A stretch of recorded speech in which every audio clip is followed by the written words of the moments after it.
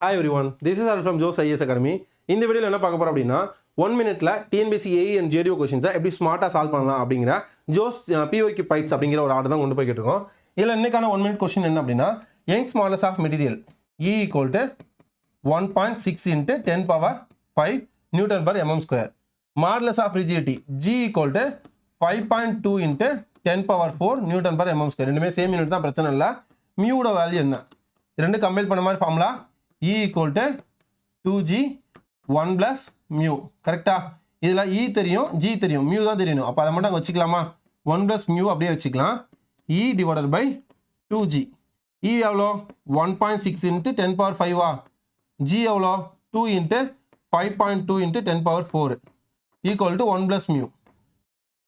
10 power 4 cancel ஆகும், இங்கே பவரில் கேன்சல் ஆகும். அப்போ இதை ஆட் பண்ணோம், பெருக்கணும்னா 16 வரும். டிவைடட் பை 2 into 5 10, 2 into 4 0.4, அப்போ 10.4 வருமா? Equal to 1 plus mu. இதை மல்டிப்ளை பண்ணோம் அப்படின்னா 160 டிவைடட் பை 104 வருமா? இதில் ஒரு 104 இருக்கும், பேலன்ஸ் எவ்வளோ? 56 இருக்கும். இதில் 0, இதில் 5 டைம் போட்டால் கண்டிப்பாக வரும்.